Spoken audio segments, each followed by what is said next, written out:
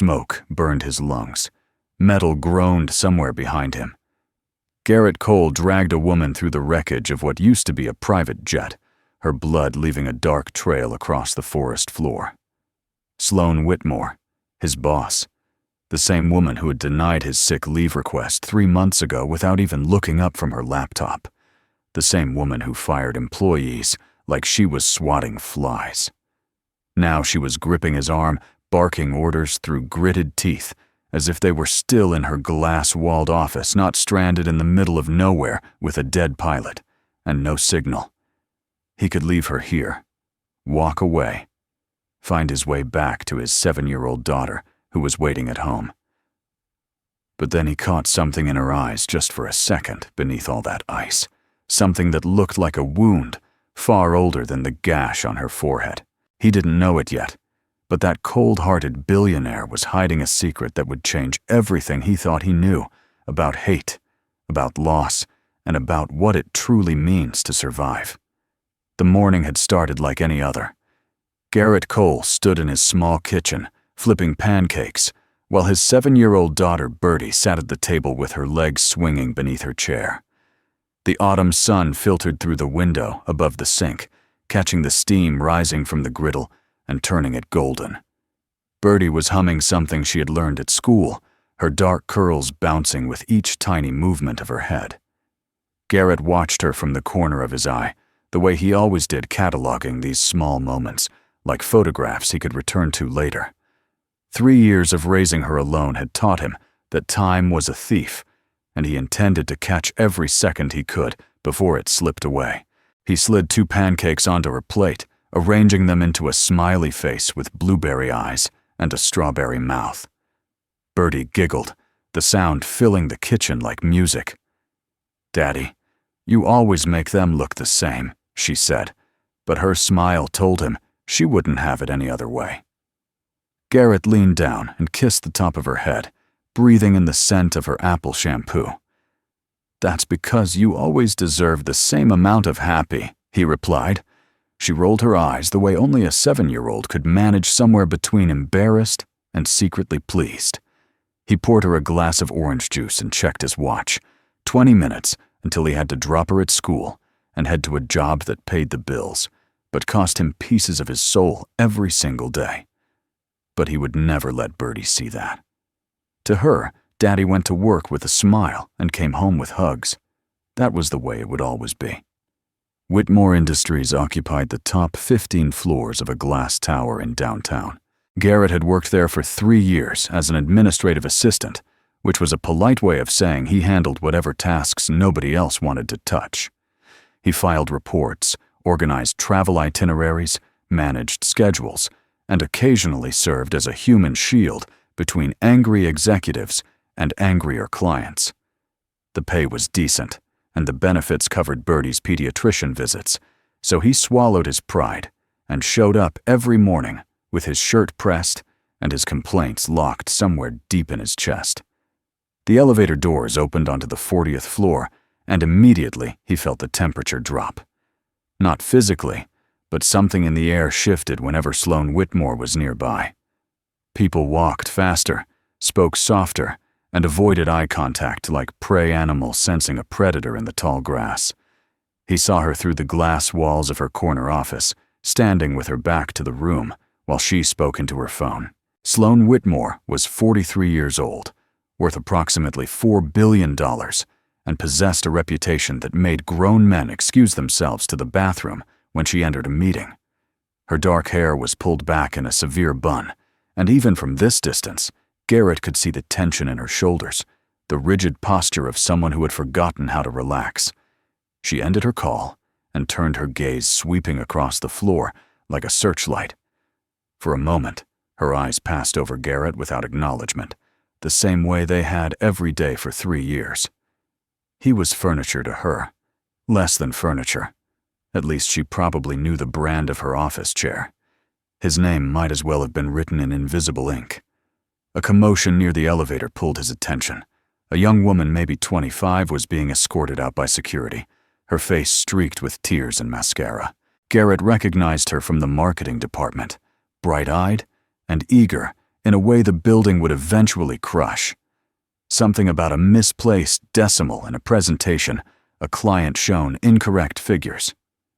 Sloane Whitmore emerged from her office and watched with the expression she might wear observing a mildly inconvenient weather report. No sympathy, no anger, just assessment, cold and clinical. The young woman was a problem that had been solved, nothing more. Garrett felt his jaw tighten as he watched the scene unfold. He thought about Bertie's smile that morning, about the way she trusted the world because he had built a wall around her, made of pancakes and bedtime stories. He wondered if Sloane Whitmore had ever made anyone a pancake in her entire life. He doubted it. Later that afternoon, he noticed something strange. Sloane was standing alone in her office again, but this time she wasn't on the phone. She was simply standing at the window, looking out at the city below. Her right hand was touching her left wrist, fingers moving over something there, a small bracelet delicate and out of place against her severe wardrobe. Her posture had changed somehow, the rigid lines softened, and for just a moment, she looked almost human. There was something in the way she held herself, something that reminded Garrett of the way he stood at Bertie's doorway at night, watching her sleep, grateful and terrified all at once. Then her assistant knocked on the glass, and the mask slammed back into place so quickly that Garrett wondered if he had imagined the whole thing. He shook his head and returned to his spreadsheets. Whatever secrets Sloane Whitmore carried, they were none of his business. The email arrived at 4:47 minutes before he was supposed to leave. He read it twice, certain there had been some mistake. Garrett Cole was requested to accompany CEO Sloane Whitmore on a business trip the following morning. Her usual assistant had been hospitalized with appendicitis, and the backup was on maternity leave. The trip would last 2 days, possibly 3. Attendance was mandatory. Garrett stared at the screen while his stomach folded into complicated knots. He would have to call Mrs. Patterson next door, the retired school teacher who watched Bertie on the rare occasions he couldn't be there. That night, he sat on the edge of Bertie's bed and tried to explain why Daddy wouldn't be there for 2 whole sleeps. She took it better than he expected, probably because Mrs. Patterson let her eat cookies for breakfast. But when he leaned down to kiss her goodnight, she grabbed his sleeve with her small fingers and held on tight. "You'll come back, right?" she asked, and something in her voice reminded him that she had already lost one parent. "I will always come back to you," he promised. "Always." Garrett stood in her doorway for a long moment, watching the rise and fall of her breathing in the soft glow of her nightlight. Whatever happened on this trip, he would endure it. For Bertie, the private jet was smaller than Garrett had expected, configured for maybe 8 passengers with leather seats that probably cost more than his car. He had arrived at the private airfield 20 minutes early, determined to make a good impression, despite his complete lack of enthusiasm. Sloane arrived exactly on time, stepping out of a black sedan with a phone pressed to her ear and a leather briefcase clutched in her other hand. She didn't acknowledge Garrett as she climbed the stairs to the cabin. She didn't acknowledge him when she sat down across from him and opened her laptop. She didn't acknowledge him when the pilot announced their departure and the engines began to hum. He might as well have been invisible, a ghost, haunting the seat with nothing better to do than study the top of her perfectly styled head. The first hour passed in silence, broken only by the clicking of her keyboard and the occasional murmur of her voice during phone calls. Garrett tried to work on his tablet reviewing meeting materials, but his attention kept drifting to the woman across from him. She hadn't looked up once, hadn't offered water or coffee, or even a cursory greeting. He thought about 3 months ago when Bertie had contracted a vicious stomach flu and he needed to stay home. He had submitted the leave request through proper channels, explained the situation, offered to work remotely. The denial came back within the hour, signed by Sloane herself. The company does not compensate employees for absence, regardless of circumstances. He had called his mother in tears, begging her to fly in from Phoenix. She had come because that's what family did, but the bitter taste of that denial had never quite left his mouth. Every time he looked at Sloane Whitmore, he tasted it again. The pilot's voice crackled over the intercom, interrupting his thoughts. Weather ahead, a storm system that had shifted faster than predicted. They would need to divert, adding an hour to their flight. The plane shuddered as they entered the first layer of turbulence, and Garrett gripped his armrest with more force than he would have liked to admit.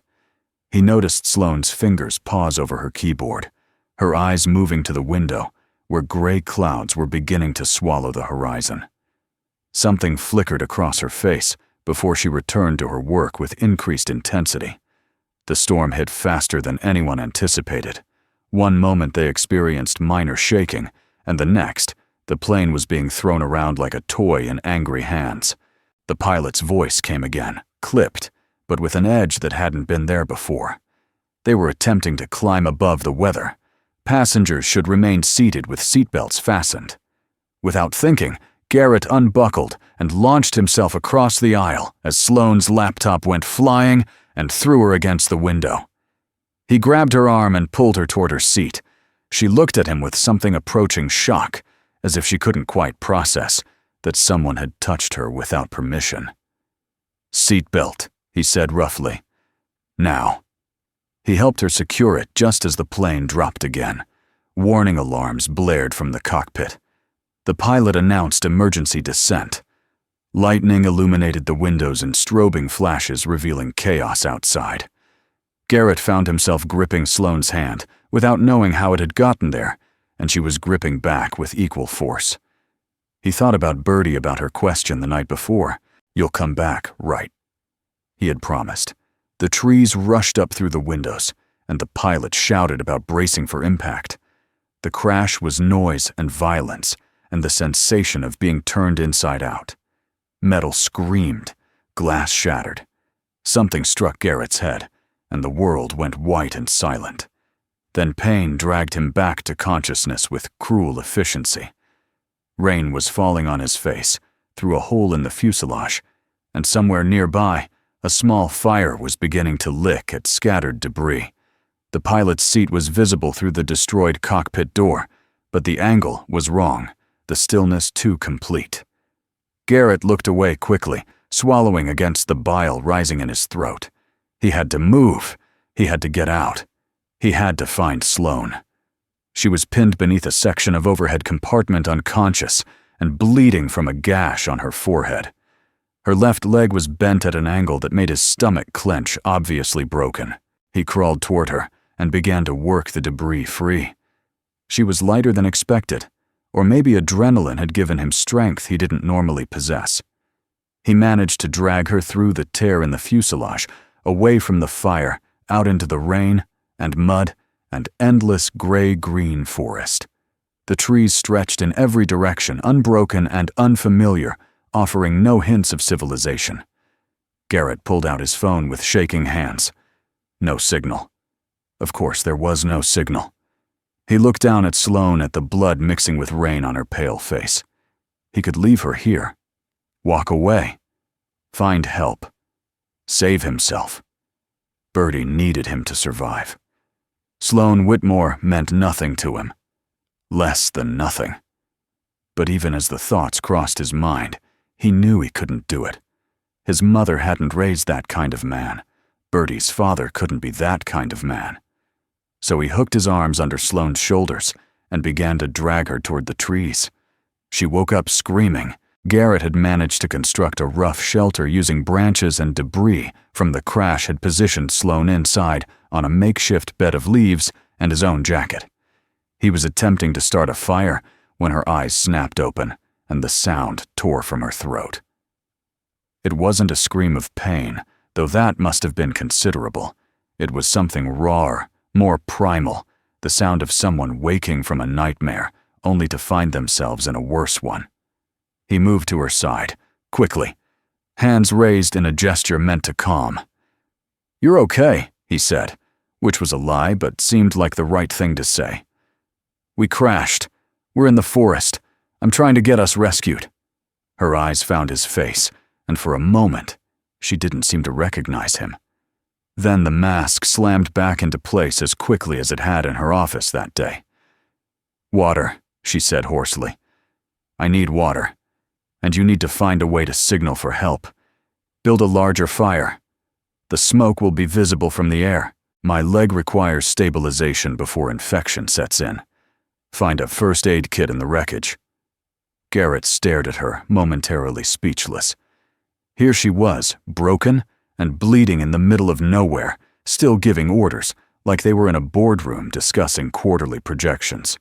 The absurdity made him want to laugh, but what came out instead was anger. "Let me be very clear about something," he said. His voice low and hard. "Out here, you are not my boss. Out here, you are not a CEO or a billionaire or whatever titles make people bow when you walk by. Out here, you are a woman with a broken leg who will die without my help. So maybe you could try saying, 'Please.'" She looked at him, as if he had grown a second head. Nobody spoke to Sloane Whitmore that way. Nobody had in years, possibly decades. Her mouth opened, closed, opened again. Then, in a voice so quiet, he almost missed it. "Please." Garrett nodded once sharply and returned to his work. It wasn't much, but it was a start. The first day was about survival in its most basic form. Garrett discovered that his years in the army before Birdie was born hadn't entirely left him. He found a first aid kit in the wreckage and did his best to splint Sloane's leg, apologizing for the pain he caused, even though she never once cried out. He built a fire and kept it burning, though the wet wood produced more smoke than heat. He found a stream about a quarter-mile from their camp and brought back water in a container salvaged from the plane. Through it all, Sloane watched him with an expression he couldn't quite read, something between assessment and confusion. She complained constantly. The shelter was inadequate. The splint was too tight. The water tasted of plastic. But underneath the complaints, Garrett thought he detected something else, perhaps grudging recognition that she would be dead without him. Night fell fast and cold. The temperature plummeted as the sun disappeared behind the trees, and despite the fire, both of them were shivering within hours. Sloane was the one who broke the silence. "Body heat. Sharing it is the most efficient way to prevent hypothermia. This is a practical matter, not a personal one." He nodded and moved closer, arranging himself beside her, so they were pressed together from shoulder to hip. It was awkward and uncomfortable, and strange, beyond measure, lying in the dirt, with his boss, a woman who had never acknowledged his existence, while the forest creaked and whispered around them. Neither spoke. The fire crackled. Somewhere distant, an owl called out its lonely question.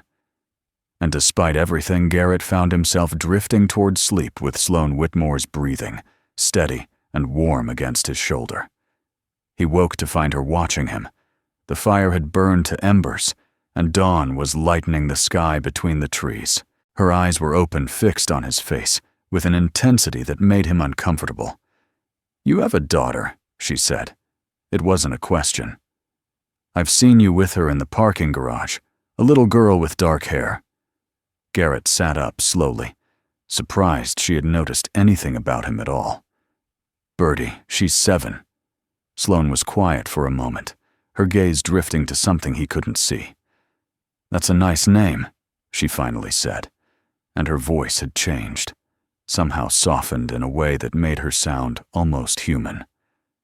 Then she closed her eyes and turned away. The moment passed, and when she spoke again, she was giving orders about breakfast. By the second day, Sloane's condition was deteriorating. The leg, despite his best efforts, had become infected. Red streaks spread from the wound, and her skin had taken on a grayish pallor that frightened him more than he wanted to admit. She was running a fever, drifting in and out of consciousness. Garrett found himself talking more, filling the silence with stories about Birdie, about their little apartment, about the pancakes, with blueberry eyes every Sunday morning. He wasn't sure if she was listening, but the words helped keep him from thinking about how badly everything had gone wrong. At some point, he mentioned his wife, how she had died when Birdie was only 3, how he had learned to do hair and paint nails, and discuss princesses with the seriousness they deserved. Sloane's eyes opened, and she looked at him with something new in her expression. "You raised her alone, all this time," he nodded. "It's not heroic, it's just what you do." That night, the fever peaked. Sloane began to shake uncontrollably, her body racked by chills that no amount of shared warmth could ease. And then, in the depths of her delirium, she began to speak. Names tumbled from her lips, fragments of sentences that made no sense. And then one word repeated over and over, "Rosie. Rosie, don't be scared. Rosie, Mommy's here. Rosie, please." Garrett listened with growing horror and dawning understanding. Rosie was not a colleague or friend. Rosie was a child. Her child. And from the desperate anguish in her voice, Garrett knew that Rosie was gone. He held her through the worst of it, wiping her forehead with a damp cloth, murmuring words of comfort she probably couldn't hear. When dawn came and she finally fell into quieter sleep, he sat beside her, with his back against a tree, and tried to reconcile the monster he had built in his mind with the broken woman lying before him. She woke in late morning, weak but lucid, and saw immediately from his face that something had changed. "What did I say?" she asked, and her voice was hollow. "You said Rosie's name," Garrett answered. "You were calling for her." Sloane closed her eyes, and for a long moment she was silent. When she spoke again, it was in a voice he had never heard from her before, stripped of authority and command, just raw and human and unbearably sad. "She was my daughter. She would have been 12 this year. She died in a car accident when she was 5. I was driving. I looked away from the road for 1 second to hand her a juice box, and when I looked back, the truck was already there. I walked away with bruises. She didn't walk away at all." Garrett didn't know what to say. There was nothing to say. So he simply sat with her, letting the silence hold the weight of a grief too large for words. After a while, Sloane continued. "My husband blamed me. He was right to blame me. I blamed myself. Still do. He left 6 months later, and I decided I would never let anyone that close again. If you don't love anything, you can't lose it. If you don't feel anything, nothing can hurt you. So I stopped. I stopped feeling. I built walls so high that nobody could climb them, and I convinced myself that was strength." She opened her eyes and looked at him. "It isn't strength. It's just a different kind of dying." Garrett thought about the woman who had denied his leave request, who had watched that young employee escorted out without emotion, who had treated him like furniture for 3 years. He thought about the small bracelet she always touched. Rosie's bracelet. He thought about how grief could twist a person into shapes they never intended, how the desperate need to protect yourself from more pain could make you into someone unrecognizable. For the first time since he had met Sloane Whitmore, he didn't see a monster. He saw a woman who had been shattered and put herself back together wrong, not because she was cruel, but because she had forgotten any other way. The morning of the 3rd day brought new crisis. Sloane's fever had spiked again, and the infection was spreading faster than before. Garrett knew she would not survive another night without medical attention. But the forest stretched endlessly. If he left to find help, she would die alone. If he stayed, they would both die. And somewhere, Bertie was waiting for her father. Sloane saw the decision forming in his face before he even knew he had made it. She had watched him through fever-blurred eyes all morning, seen the way he looked at the forest, and then back at her calculating distances and odds. "Go," she said, and her voice was stronger than it had been in days, as if drawing on some final reserve of will. "Find help. Go back to your daughter. I'm not worth dying for Garrett. We both know that." He looked at her, and she saw something in his eyes she hadn't seen from another person in 7 years. Not pity. Not obligation. Something that looked almost like respect. "You don't get to decide what you're worth. That's not how it works." She laughed a broken sound that hurt her ribs. "I've spent my whole career deciding what people are worth. I fire them when they don't measure up. I promote them when they exceed expectations. I've reduced human beings to numbers on a spreadsheet for so long that I forgot I was one of them. But you're different. You have someone waiting for you, someone who needs you to survive. I have no one. I made sure of that. I pushed everyone away until there was no one left to lose. And now that I'm about to die in the middle of nowhere, I realize that's not winning. That's just being alone at the end. The tears came without warning, sliding down her cheeks in hot tracks that she didn't have the energy to wipe away. She hadn't cried in 7 years. Not at the funeral. Not when her husband left. Not during any of the long, empty nights. But here in the dirt and leaves, with a man she had treated like garbage, she finally broke. "I chose you for this trip," she said, and the truth felt like swallowing glass. "Did you know that your name wasn't on any list? I saw you with your daughter in the parking garage. I saw you kneeling down to tie her shoes, talking to her like she was the most important person in the world. And I hated you for it. I hated you because you still had what I had lost, because watching you with her was like looking at everything I destroyed. I thought if I kept you close, if I made you just another employee, I didn't have to care about the feeling would go away. But it didn't. It just made me hate myself more." Garrett was silent for a long moment. Then, "Rosie wouldn't want this. Your daughter wouldn't want her mother to die alone in the woods. She wouldn't want you to spend your whole life punishing yourself for a mistake that took 1 second. I know, because I know what Birdie would want. She would want me to be happy. She would want me to keep living even when it's hard. That's what children want for their parents. That's what love means." He reached into his pocket and pulled out his wallet, showing a photograph. A little girl with dark curly hair and a gap-toothed smile stared up at Sloane from the plastic sleeve. "This is Birdie, and she's going to grow up hearing that her daddy was a good man, that when he had the choice between saving himself and saving someone else, he chose someone else. That's the father I want to be. That's the man I am." He stood up and moved behind her, hooking his arms under her shoulders. "What are you doing?" she asked. "I'm carrying you. We're getting out of here together, or we're not getting out at all. But I'm not leaving you behind. That's not who I am, and it's not who Birdie's father is going to be." The journey that followed was the hardest thing either of them had ever done. Garrett carried her through the forest, stumbling over roots and rocks, stopping to rest only when his legs threatened to give out entirely. Sloane tried to help where she could, pointing out easier paths, warning him of obstacles. But mostly she just held on and tried not to think about the pain. At some point, as the hours blurred together and the sun began its descent, she started to sing. It was a lullaby, something she had sung to Rosie every night before bed, words she had thought she'd forgotten, but which came back now with perfect clarity. "You know that song?" Garrett asked, his voice strained. "My wife used to sing it to Birdie."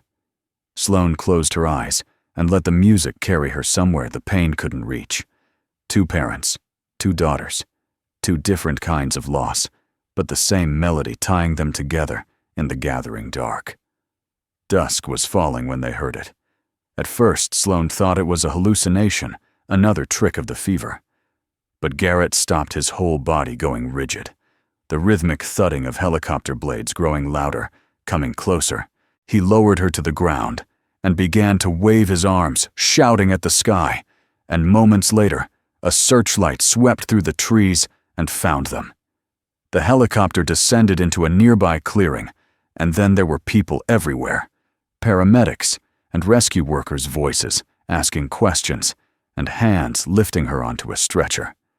Through it all, she kept her eyes on Garrett, on this man who had saved her life when he had every reason to let her die. As they loaded her into the helicopter, she reached out and grabbed his hand. "Thank you," she said, and the words felt insufficient, tiny against the weight of everything he had done. He squeezed her fingers once, and his eyes were wet. "Thank you," she said again. And then the drugs hit her system, and the world went soft and dark, and the last thing she saw was his face against the evening sky. Garrett woke in a hospital bed, with his daughter's face inches from his own. Birdie was crying, tears streaming down her cheeks, her small hands clutching his hospital gown, with a grip that suggested she would never let go. "Daddy," she kept saying, "Daddy, you came back, you promised, and you came back." He wrapped his arms around her and held her tight, breathing in the apple scent of her shampoo, feeling her heartbeat against his chest. Mrs. Patterson stood in the doorway, her own eyes suspiciously bright, and behind her, his mother, who had apparently flown in from Phoenix the moment she heard. He had cuts and bruises, a mild concussion, and several cracked ribs, but nothing that wouldn't heal. He was alive. He had kept his promise. Later, when Birdie had fallen asleep in the chair beside his bed, a nurse came in to check his vitals. "Your friend is asking about you," she said. "Ms. Whitmore. She's out of surgery and doing well. She wanted me to tell you she's awake." He found her in a private room at the end of a quiet hall. Sloane was propped up in bed, her leg encased in a cast that extended from hip to ankle, her face pale but alert. She looked different without her armor, without the power suits and severe hairstyle, and the glacial expression that kept the world at bay. She looked for the first time since he had known her like someone he might actually want to know. "You saved my life," she said, as he wheeled himself to her bedside. "I know," he replied. "You're going to hold that over me forever, aren't you?" She almost smiled. "Almost. I called Human Resources this morning, told them to delete every record of denied leave requests from your file, all of them, retroactively approved with full pay." Garrett blinked, surprised. "You didn't have to do that." "I know," she said. "But it turns out there are some things more important than company policy. Took me a plane crash to figure that out." They sat in silence for a moment, two people who had been strangers and enemies, and were now something else entirely. "Tell me about Birdie," Sloane said finally. "I want to hear about her. Really hear about her. Not just the things I've overheard in the office." So Garrett told her. He told her about the pancakes and the princess obsession and the 4 stuffed animals arranged in exactly the right order. When he wound down, she was quiet. Then she said, "Does she ever ask about her mother?" He nodded. "All the time." Her eyes were distant, focused on something he couldn't see. "Tell her about her. Every day, if you can. Don't let the memories fade. Don't let her forget. I let Rosie fade, and it's the worst thing I've ever done. Worse than the accident. Worse than anything." He reached over and took her hand. "I won't," he promised. "I won't let her fade." When he returned to his room, Birdie was awake and full of questions. "Who's that lady you went to see? Is she the mean boss you told Grandma about?" Garrett sat down on the edge of his bed and pulled his daughter close. "She's not mean," he said slowly, choosing his words with care. "She's just been very, very sad for a very long time. Sometimes when people are that sad, they forget how to show kindness. They build walls to protect themselves, and the walls get so high that they can't see over them anymore." Birdie considered this with the seriousness only a 7-year-old could muster. "Can we help her be less sad?" Garrett thought about Rosie, about the bracelet, about a mother who had spent 7 years trying not to feel. "I think maybe we can try," he said. "I think maybe she just needs to remember that walls can have doors." 3 months passed. Autumn hardened into winter, and then began to soften toward spring, and through it all, the changes were small but unmistakable. Whitmore Industries was still a demanding place to work, but something had shifted in its foundation. Sloane Whitmore still expected excellence, still held her employees to rigorous standards, still commanded respect through sheer force of will. But she also implemented a new flexible working policy for parents of young children. She established a bereavement support program that became a model for the industry. And occasionally, very occasionally, employees would catch her smiling at something on her phone. Garrett noticed when she started saying good morning to the security guards. He noticed when she remembered his name without being prompted. He noticed the small frame that appeared on her desk one day, positioned so only she could see. He didn't ask about it. He didn't need to. He knew whose face smiled from behind that glass. The morning started the same way it always did. Garrett stood in his kitchen flipping pancakes, while Birdie sat at the table with her legs swinging beneath her chair. The spring sun was warm through the window, and somewhere outside, a bird was singing. He slid 2 pancakes onto her plate, arranged into the same smiley face he had made 1,000 times before, and Birdie giggled the same giggle that never failed to make his heart expand. But today, something was different. Today, when the doorbell rang, they both looked at each other with knowing smiles. "She's here," Birdie announced, abandoning her breakfast to race toward the door. Garrett followed more slowly, watching as his daughter flung open the door to reveal Sloane Whitmore standing on his porch. She looked different outside the context of glass towers and power suits. She was wearing jeans and a soft sweater, her hair down around her shoulders, in a way that made her look younger, more approachable. In her hands she held a small stuffed bear with a faded ribbon around its neck. "This was Rosie's," she said without preamble. It was her favorite. She slept with it every night for the first 5 years of her life. I've kept it in a box in my closet since she died, too afraid to look at it, but too broken to throw it away. She knelt down so she was eye level with Birdie. "I'd like you to have it. I think she would have wanted another little girl to love it the way she did." Birdie took the bear with careful reverence, studying its worn fur and faded eyes. Then she hugged it to her chest and looked up at Sloane with an expression of pure, uncomplicated joy. "Thank you. I'll take really good care of her. What's her name?" Sloane's voice was steady, but her eyes were bright with unshed tears. "Her name is Honey, because Rosie said she was sweet."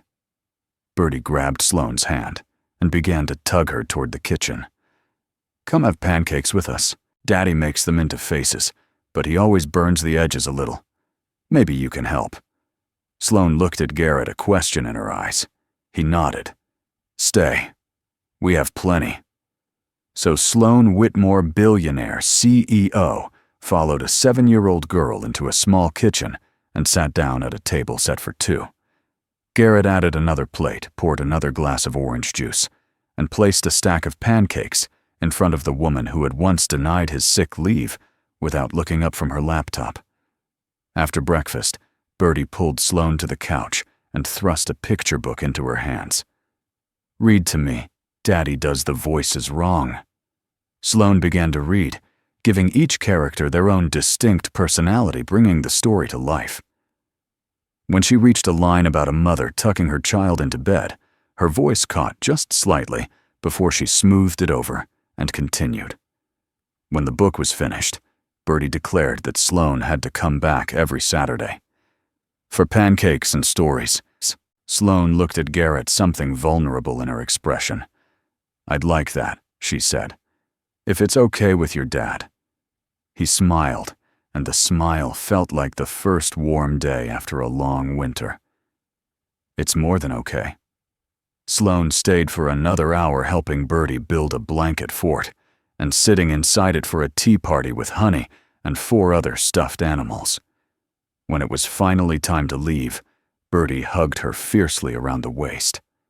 "Cross my heart," Sloane promised to return. At the door, she turned to Garrett.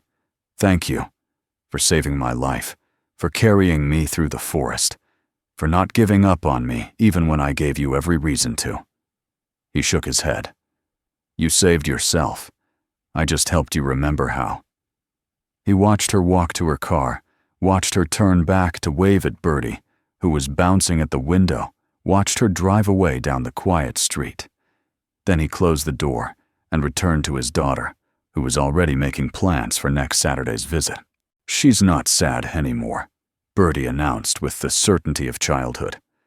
I can tell. She was sad before, but now she's getting better. Garrett pulled her into his lap and kissed the top of her head. Yeah, he agreed.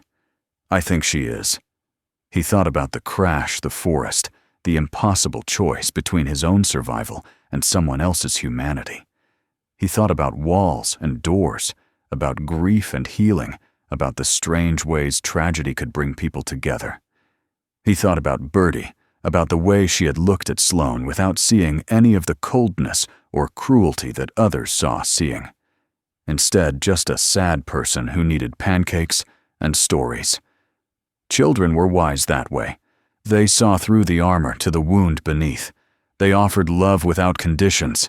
They reminded you when you had forgotten what it meant to be human.